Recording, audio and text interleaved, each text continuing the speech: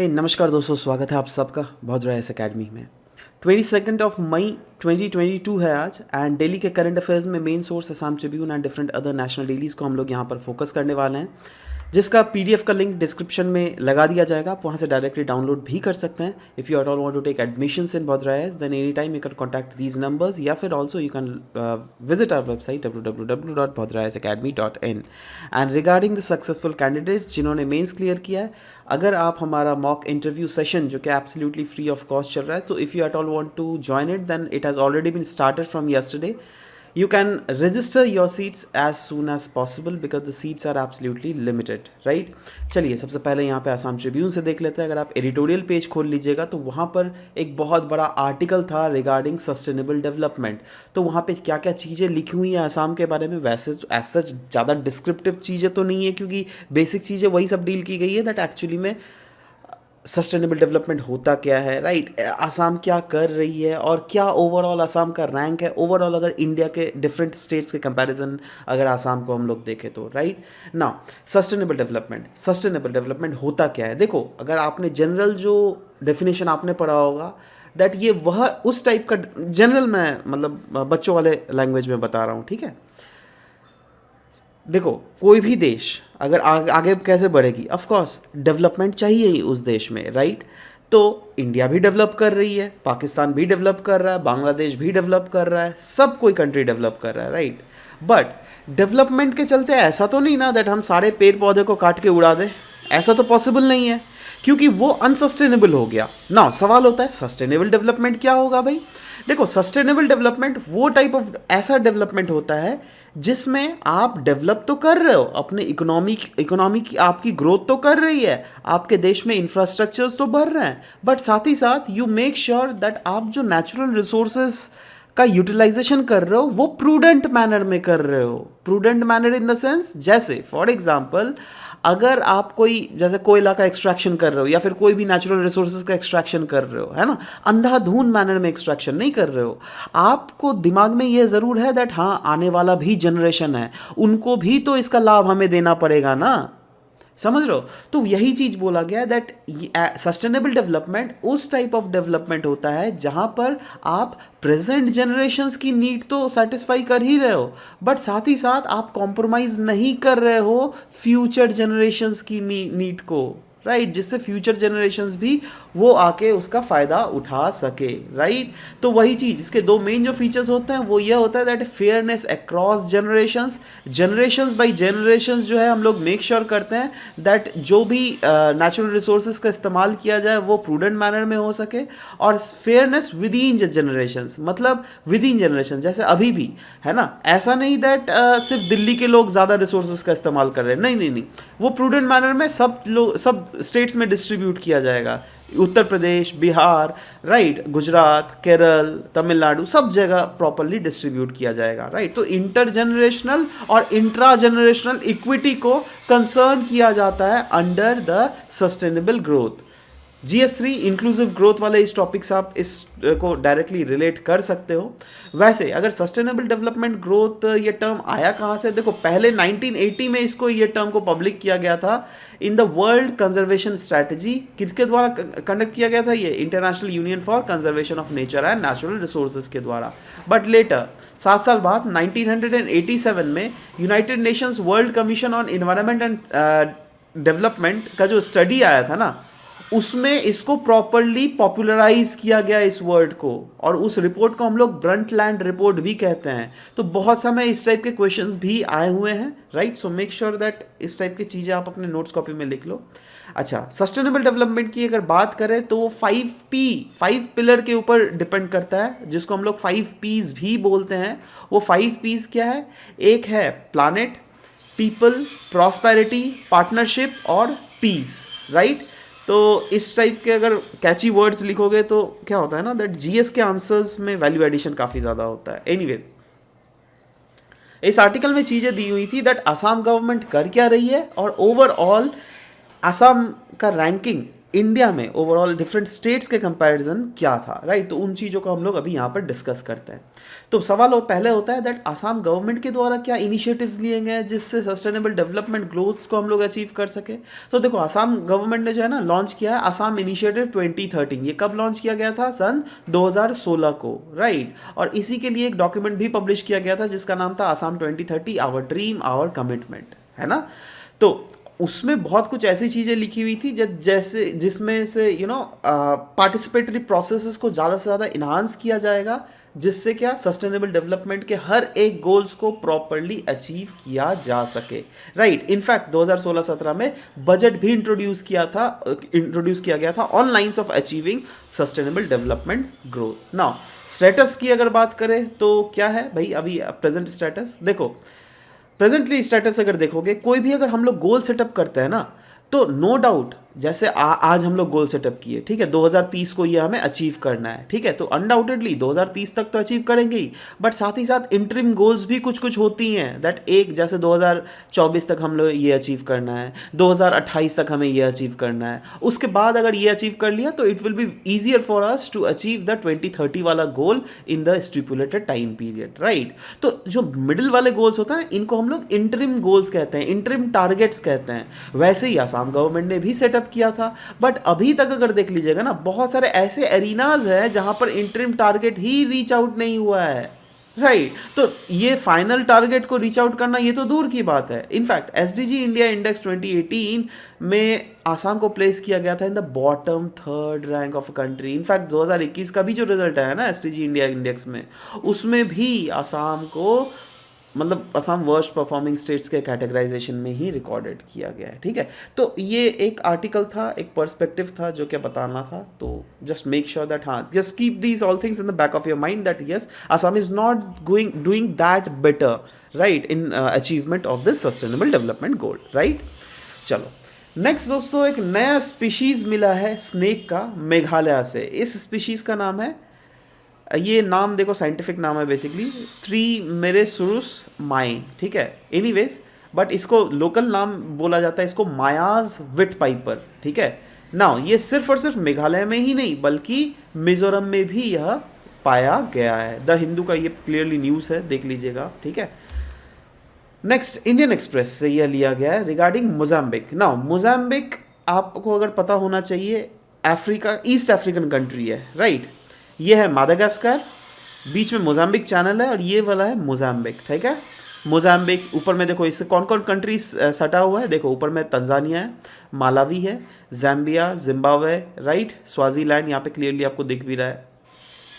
तो overall news क्या है? न्यूज़ यह है दैट मोजाम्बिक ने कंफर्म किया है पहला wild polio virus in last 30 decades, right.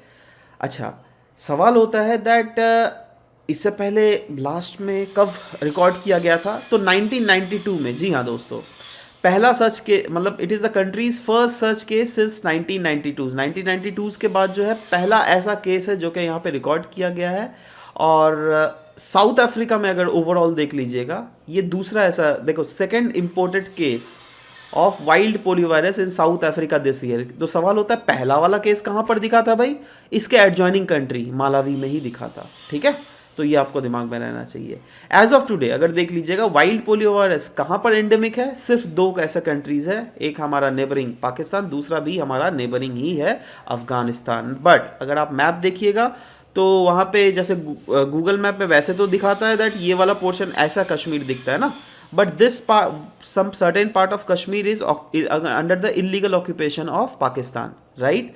तो अब ये वाला जो पोर्शन है ना, यहाँ से अफगानिस्तान भी गुजरता है। तो टेक्निकली अगर देख लीजिएगा, yes we are sharing directly borders with Afghanistan, but the part of India's land portion which is adjoining Afghanistan that is under the illegal occupation of Pakistan, ठीक है। एनीवेज ये जस्ट एक अलग सा नॉलेज है, आपको पता होना चाहिए। पोलियो की अगर बात करें तो World Health Organization clearly polio को डिफाइन करता है दैट एक हाईली इन्फेक्शियस वायरल डिजीज़ है। ध्यान दीजिएगा वायरल डिजीज़ है, ठीक है। बहुत समय इसी टाइप का गेम खेला जाता है यूपीएससी एपीएससी कोई के द्वारा दैट यहाँ पर वायरल के जगह बैक्टीरियल दे देगा, ठीक है। तो वहाँ पे कंफ्यूज हो जाता है बच्चे का भी, ठीक है। बट हाँ मेनली इनको इम्पैक्ट करते हैं आप देखिएगा ज़्यादातर यंग चिल्ड्रंस को ही इम्पैक्ट करता है। और ये फैलते कैसे? जी हाँ, पर्सन्स टू पर्सन्स फैलता है। फीकल ओरल रूट से तो फैलता ही है, but contaminated food and water से भी यह फैलने की I mean there is high probability that ये फैल सकता है। अब फूड अगर कोई बच्चा खाएगा तो उसके इंटेस्टाइन में जाएगा, राइट? उस इंटेस्टाइन के थ्रू फर्दर नर्वस सिस्टम में ये वायरस ट्रांसफर हो जाता है, जिसके कारण इनके पैरों में पैरालिसिस हो जाता है। देख रहे हो, इन सारे बच्चों के पैरों में पैरालिसिस है। ना आपके दिमाग में सवाल ज़रूर आया होगा दैट कब कोई भी कंट्री को पोलियो फ्री डिक्लेयर किया जाता है। देखो, पोलियो के जो है ना 3 वेरिएंट्स होते हैं, राइट? अब उन 3 वेरिएंट्स में जो है वाइल्ड उनका ट्रांसमिशन को स्टॉप हो जाना होगा ना। वाइल्ड ट्रांसमिशन होता क्या है? देखो, एक तो होता है जो नॉर्मल वाइल्ड ट्रांसमिशन दैट एक रीजन से दूसरे रीजन ट्रांसमिट हो रहा है, राइट? और वाइल्ड ट्रांसमिशन को और भी अच्छे से समझने के लिए अब दूसरा वाला जो टाइप होता है वो होता है वैक्सीन डेरिवेटिव पोलियो इन्फेक्शन। अब वैक्सीन डेरिवेटिव जो ओरल वैक्सीन दी जाती थी ना, उसमें भी क्या होता था ना, उसमें भी मतलब आपका जो वायरस रहता था पहले वाले में, ठीक है, अब उस वायरस से भी फैलता था, बट इसीलिए इंजेक्टेड बाद में वैक्सीन लाया गया। एनीवेज, ये तो खैर कम होना ही पड़ेगा, बट वाइल्ड वेरिएंट जो है ना ये तीनों वाले में, उसको बिल्कुल कम होना पड़ेगा। And India was declared polio free in the year 2014, क्योंकि 2014 के बाद जो है 3 साल के बाद जो है कोई भी केसेस हमें देखने को नहीं मिले थे, ठीक है।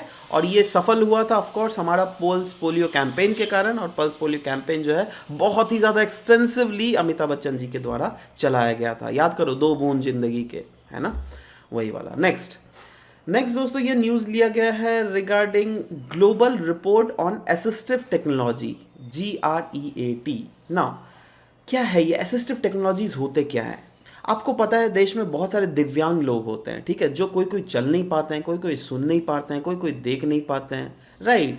किनकी कोई बिल्कुल ही नहीं चल पाता है, किन्हीं के पैर में जो है प्रोस्थेटिक्स लगे हुए रहते हैं। प्रोस्थेटिक्स इन द सेंस, और सोचो एक पैर अगर नहीं है तो उसमें एक नकली पैर लगा दिया जाएगा, राइट? सो वो नकली पैर क्या है? वही तो है असिस्टिव टेक्नोलॉजी।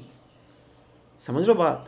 तो वही चीज़ देखो, एग्जाम्पल भी दिया हुआ है दैट असिस्टिव टेक्नोलॉजी कोई भी आइटम है, कोई भी पीस ऑफ इक्विपमेंट है, कोई भी सॉफ्टवेयर प्रोग्राम या फिर कोई भी प्रोडक्ट है जो क्या असिस्ट करता है डिसेबल पर्सन को, जिससे उनकी डिसेबिलिटी का जो रेट है बहुत हद तक घट जाए। ऑफकोर्स 100% तो आप घटा नहीं सकते हो, बट बहुत हद तक घटा सकते हो। जिसमें एग्जाम्पल्स भी दिए हुए हैं, जैसे प्रोस्थेटिक्स लगे हुए रहते हैं, ब्रेसेस लगे हुए रहते हैं दांत के जगह, राइट? और भी बहुत सारे रहते हैं, जैसे स्क्रीन रीडर्स, ये बेसिकली वैसे दिव्यांग लोगों के लिए जो कि देख नहीं पाते हैं, ठीक है।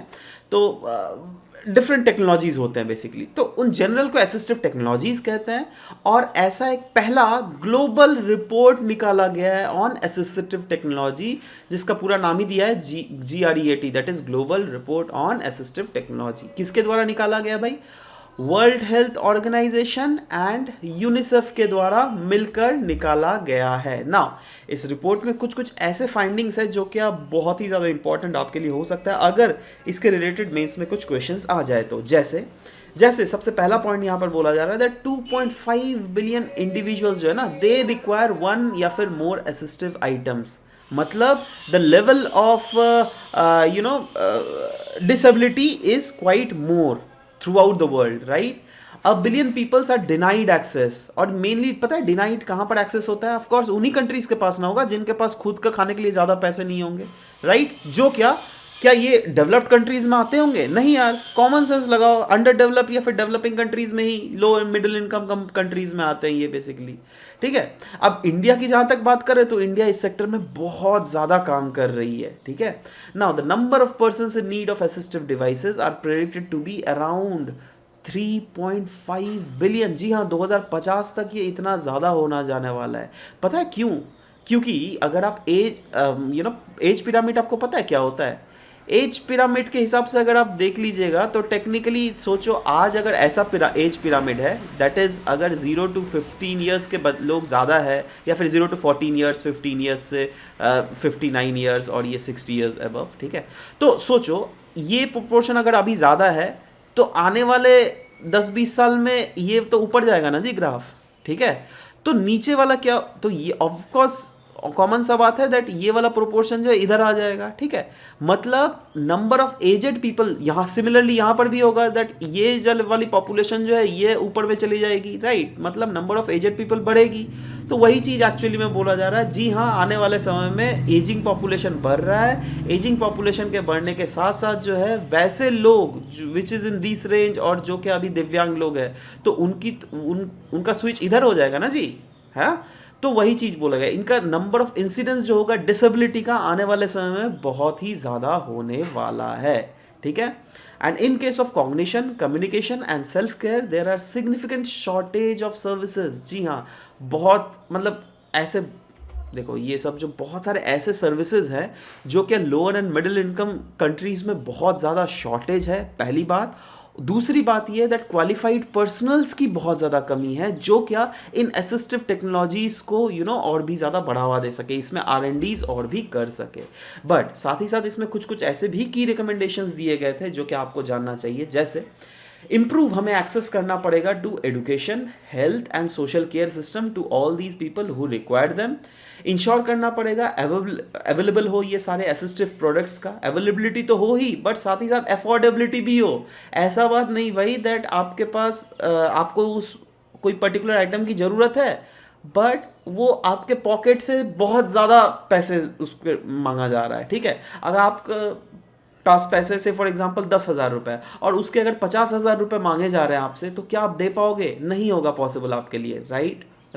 So next is we should enlarge, diversify and improve the workforce capacity। जी हाँ दोस्तों, ये भी बहुत ज़्यादा इंपॉर्टेंट है। पब्लिक अवेयरनेस और ऑफ कोर्स इस स्टिग्मा को तो कॉम्बैट करने का ज़रूरत ही है क्योंकि कहीं ना कहीं हमारे सोसाइटी में ये स्टिग्मा लगा हुआ है डिसेबिलिटी के रिलेटेड, है ना। उसके बाद और भी बहुत सारे ऐसे सोसाइटल मैटर्स है जिसके रिलेटेड स्टिग्मास है। तो again we should be done away with all these things. Now एक कुछ जो इन्फॉर्मेशन आपको पता रहना पड़ेगा दैट 3 दिसंबर में जो है दोस्तों international day of persons with disabilities को सेलिब्रेट किया जाता है। इनफैक्ट कंट्रीज जिनके पास परसेंटेज ऑफ डिसेबल पीपल के प्रोपोर्शन अगर देख लीजिएगा तो स्वीडन उसमें सबसे ज़्यादा अदाई करता है क्योंकि स्वीडन में अराउंड 35.2% लोग जो है डिसेबल्ड है। वहीं पर इंडिया की अगर बात करें तो 2.2%। इससे खुश मत हो जाइए, राइट। एक तो ये ऊपर वाले का दिया हुआ चीज़ है। मोर ओवर यहाँ पे परसेंटेज की बात बोली जा रही है। परसेंटेज पॉपुलेशन के ऊपर डिपेंड करता है ना। स्वीडन का पॉपुलेशन देखो और हमारा पॉपुलेशन देखो, है ना। तो हमारा पॉपुलेशन में अगर 2.2% भी हो ना, दिस इज़ ह्यूज, बहुत बड़ा एक प्रोपोर्शन है, ठीक है। सो यह आपको समझने की ज़रूरत है। एनीवेज नेक्स्ट भी ये न्यूज़ जो है द हिंदू से लिया गया है।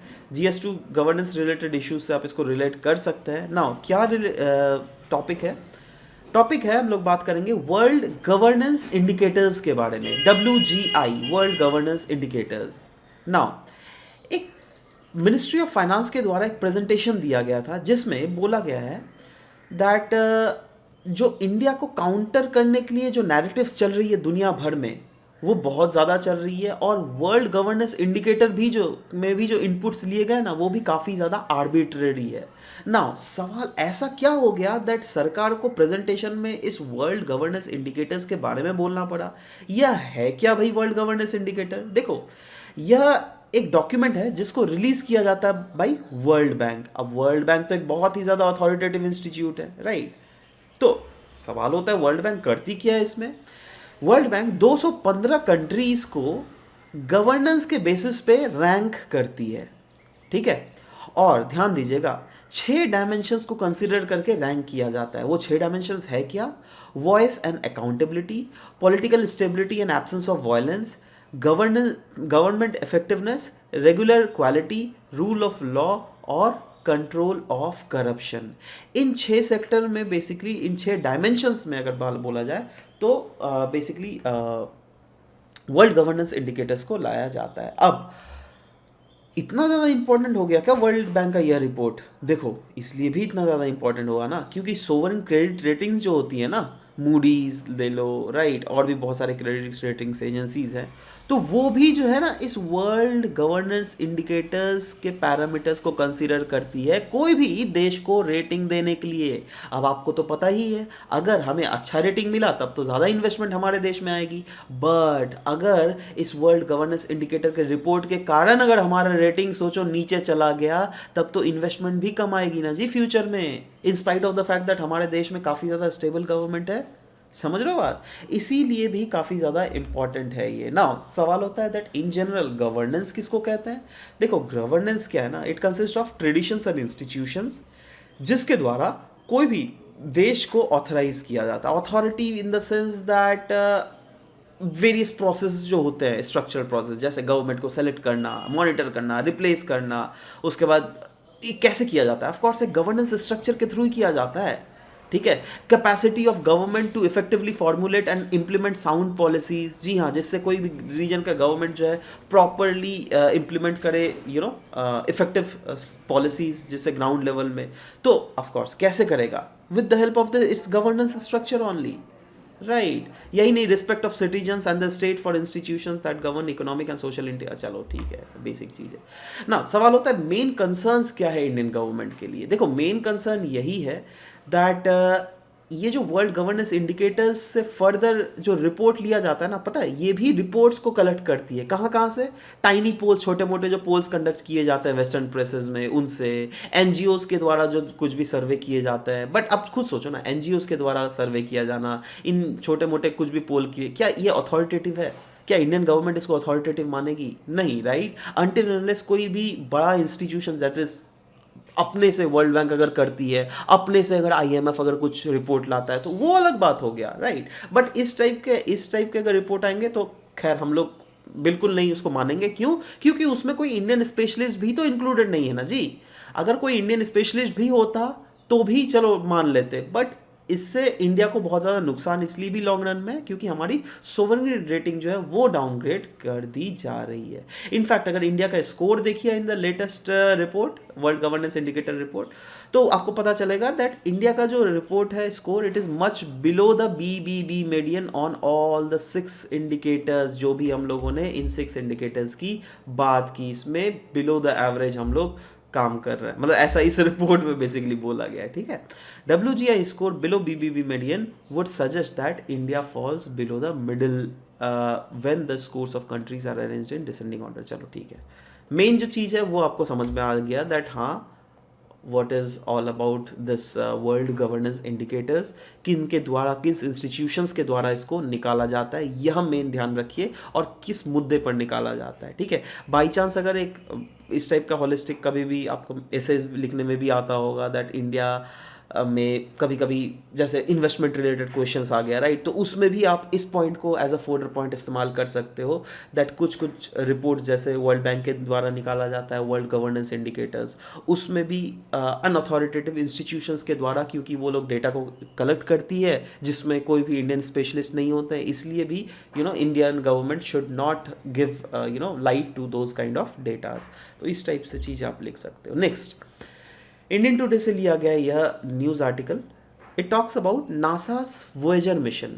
ना नासा का वोएजर क्यों न्यूज़ में था? क्योंकि नासा का वोएजर 1 जो है यह ऑफकोर्स सोलर सिस्टम के तो बाहर निकल गया है, and 45 years after it was launch, 45 years हो गया इसका लॉन्च होने में। बट नाउ अभी बोला जा रहा है दैट अभी जो इनके द्वारा सिग्नल्स भेजे जा रहे हैं ना, वो काफ़ी ज़्यादा पजलिंग कर रहे हैं इंजीनियर को, मतलब काफ़ी ज़्यादा डिस्टॉर्टेड डेटा भेजा जा रहा है, और इंजीनियर्स ऐसा अनुमान लगा रहे हैं दैट शायद कुछ ना कुछ वोएजर में ग्लिच आ गया है, टेक्निकल ग्लिचेस के कारण ही ऐसा हुआ है, राइट। बट एनीवेज, क्योंकि यह ऐसा एक एयरक्राफ्ट है जो कि ऑफकोर्स, एयरक्राफ्ट तो नहीं बोलूँगा, सैटेलाइट बोलूँगा, जो कि ऑफकोर्स हमारा सोलर सिस्टम के बाहर चला गया, तो इसलिए भी ये बहुत ज़्यादा इंपॉर्टेंट हो जाता है। नाउ क्योंकि ये बोला गया 45 ईयर्स पहले लॉन्च किया गया था, तो कब अराउंड लॉन्च किया गया था? 1970s में लॉन्च किया गया था, राइट कब किसके द्वारा? नासा के द्वारा, जिसके द्वारा नासा चाहती थी दैट डिफरेंट आउटर प्लैनेट जो है उसको एक्सप्लोर किया जा सके। वोएजर 1 को had left the solar system कब? 2013 को। 2013 को इसने सोलर सिस्टम ओवरऑल छोड़ दिया था। और मेन मिशन ऑब्जेक्टिव जो है दोस्तों वोएजर इंटरस्टेलर मिशन का वो यही था दैट नासा एक्सप्लोर कर सके सोलर सिस्टम को beyond the neighbourhood of outer planets as well. मतलब जो आउटर प्लैनेट्स के बाहर वाले रीजन्स है उसको भी प्रॉपर अच्छे से स्टडी कर सके। और ये वो रीजन की मैं बात कर रहा हूँ जो क्या सन के स्फीयर ऑफ इन्फ्लुएंस से बाहर है। स्फीयर ऑफ इन्फ्लुएंस पता है ये वर्ड क्या होता है? स्फीयर ऑफ इन्फ्लुएंस देखो फॉर एग्जांपल जैसे सोच लो गुवाहाटी, ठीक है। अब सोचो गुवाहाटी ये मेन रीजन है गुवाहाटी, है ना। और गुवाहाटी में बहुत जने आते हैं काम करने, कोई इस रीजन से आ रहा है, कोई इस रीजन से आ रहा है, कोई इस रीजन से आ रहा है, कोई इस रीजन से आ रहा है, कोई इस रीजन से। अब गुवाहाटी का स्फीयर ऑफ इन्फ्लुएंस अब पता है क्या बोलोगे? अगर वर्क पर्सपेक्टिव में दैट इज डेली एम्प्लॉयमेंट के पर्सपेक्टिव में अगर देखा जाए तो मैं एक क्राइटेरिया ले रहा हूँ। वैसे अगर स्फीयर ऑफ इन्फ्लुएंस देखोगे अलग अलग पर्सपेक्टिव में भी हम लोग काउंट कर सकते हैं। फॉर एग्जाम्पल इस पर्सपेक्टिव में जहाँ पर हम लोगों ने क्या बोला दैट कोई यहाँ से काम करने आ रहा है गुवाहाटी, ठीक है। तो और जो लास्ट बंदा आता है जो कि वेस्ट डायरेक्शन में गुवाहाटी में काम करने आता है वो यहाँ से आता है, ठीक है।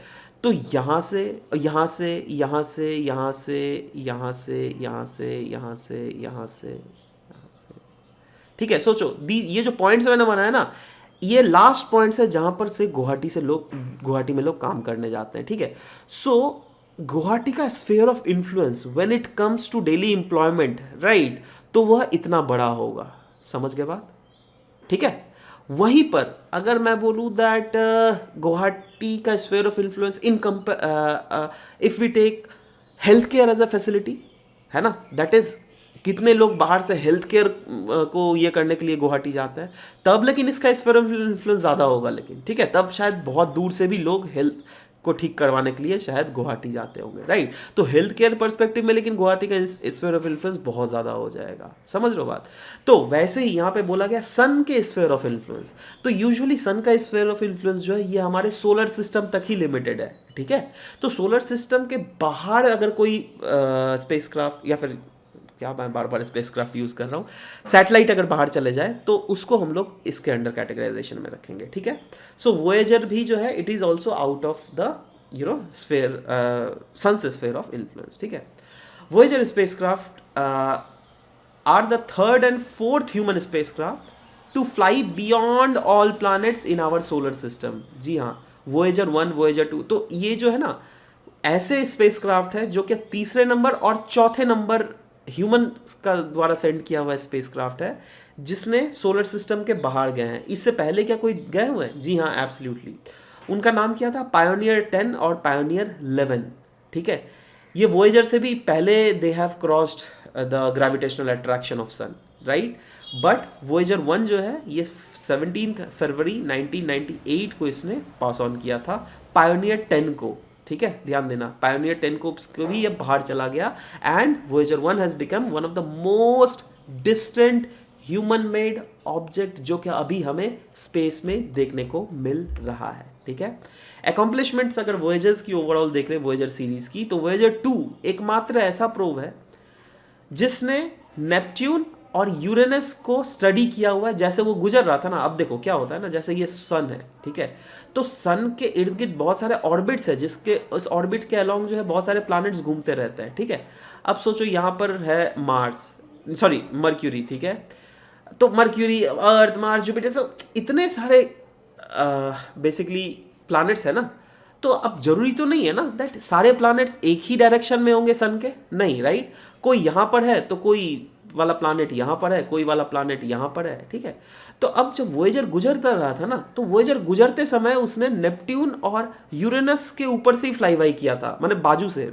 100% बाजू तो आजू बाजू नहीं होगा बट आसपास से ही इसने फ्लाई बाई किया था, तो स्टडी भी इसने किया और ये एकमात्र ऐसा प्रोब है। Voyager 2 is the only spacecraft to have visited all 4 gas giant planets। जी हाँ, वो जुपिटर हो, सैटर्न हो, यूरेनस हो, नेपट्यून हो, सब गैस जाइंट में जो है इसका फ्लाई बाई इसने किया है और इसने बहुत कुछ चीज़ें डिस्कवर भी की है। जैसे नेपट्यून में ग्रेट डार्क स्पॉट, यूरोपा में क्रैक्स कुछ कुछ आइस, वहाँ पे आइस शीट्स रखी, I mean natural ice sheets है ऑफ कोर्स, तो वहाँ पे क्रैक्स इसको मिले हैं।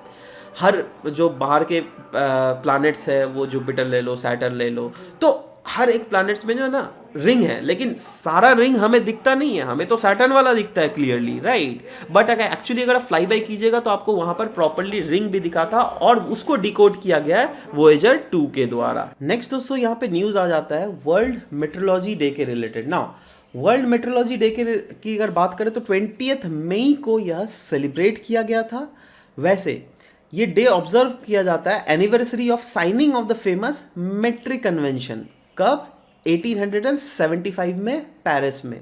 और इस साल का जो थीम था ना metric convention, I mean world metrology day का, वह था metrology in digital era. Now metrology आपने सुना तो है यार, मेट्रोलॉजी, बट ये एक्चुअली है क्या? क्या ये metrology is it related to something like measuring instruments और व्हाट? डिस्कस करता है, डोंट वरी। बट ये डे को ऑर्गेनाइज किया जाता है जॉइंटली बाई 2 ऑर्गेनाइजेशंस। एक ऑर्गेनाइजेशन का नाम देख लो, International Organisation of Legal Metrology, और दूसरा है Bureau International des Poids et Mesures, right. ये कुछ फ्रेंच नाम है, इसलिए आपके शायद मुंह में नहीं आ रहा होगा, बट एनीवेज आपको सिर्फ ये ध्यान में रखिए दैट एक्चुअली में यह है क्या। नाउ सवाल होता है मेट्रोलॉजी, वर्ल्ड मेट्रोलॉजी। मेट्रोलॉजी तो हम लोग यूजुअली पढ़े हैं दैट क्लाइमेट को आई मीन यूजुअली वेदर को फॉरकास्ट करने के लिए ये स्टडी किया जाता है, एटमॉस्फेयर और उनके फिनोमिनास को स्टडी करने के लिए। जी हाँ, एब्सोल्युटली। बट वो वाला मेट्रोलॉजी का स्पेलिंग देखना, METEOROLOGY, और ये वाला मेट्रोलॉजी METROLOGY, ठीक है। यह क्या है मेट्रोलॉजी? ये एक science of weight and measurements of measures, I mean weights and measures of the measurements है, ठीक है। मतलब ये बेसिकली साइंस है जिससे डिफरेंट जो चीज़ें मेजर की जाती है। अगर कोई इंजीनियर है तो उन लोगों ने ये सब चीज़ें ज़रूर यूज़ किया होगा अपने लाइफ टाइम में, ये सब भी चीज़ें यूज़ की गई है। ये सब तो खैर इंजी टिप सभी को यूज़ करता है अपना हाइट मापने के लिए, ठीक है, कपड़े सिलाई करने के लिए, ठीक है। तो ये सब चीज़ें होता है। एनीवेज, तो ध्यान रखना दैट मैं किस मेट्रोलॉजी की बात कर रहा हूँ, है ना। और इस मेट्रोलॉजी से ही रिलेटेड है यह कन्वेंशन जिसको हम लोग कहते हैं मेट्रिक कन्वेंशन, ठीक है। मेट्रिक कन्वेंशन जस्ट दिमाग में रखिएगा दैट ये साइन किया गया था पेरिस में 20 मई 1875 को, और इसी 20 मई को बेसिकली कॉमेमोरेट करने के लिए हम लोग सेलिब्रेट करते हैं वर्ल्ड मेट्रोलॉजी डे। क्लियर है यहाँ पर? और ऐसा कुछ ज़्यादा इसमें याद करने लायक है नहीं, ठीक है, क्योंकि वही चीज़ें लिखी हुई है that it aims to set a framework for collaborative science and measurement globally as such. हाँ, 17 स्टेट्स बेसिकली रिप्रेजेंटेटिव से जब इसको साइन किया गया था, यही चीज़ है। और इसमें ऐसा जितने भीतर से क्वेश्चन नहीं पूछा जाएगा, मैक्सिमम आपको पूछा भी जाएगा तो ये पूछा जाएगा डेट मेट्रिक कन्वेंशन किससे रिलेटेड है, ये बताओ, ठीक है। एनीवेज गाइस, कुछ कल MCQs हम लोगों ने पूछा था, पहले उन MCQs के बारे में आंसर्स दे देते हैं, उसके बाद आज के MCQs पूछा जाएगा आपसे। Consider the following statement about carbon farming. 2 statement दिए गए थे। कार्बन फार्मिंग जो है ये एक सिस्टम है ऑफ एग्रीकल्चर मैनेजमेंट जो क्या हेल्प करता है land to store more carbon and reduce the amount of greenhouse gases that it releases into atmosphere, which is absolutely true.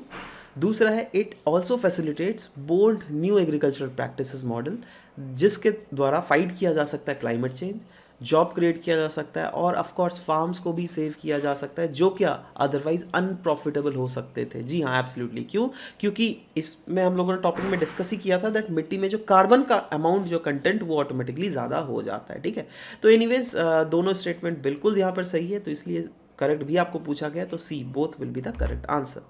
Next, with reference to GST council consider the following statement.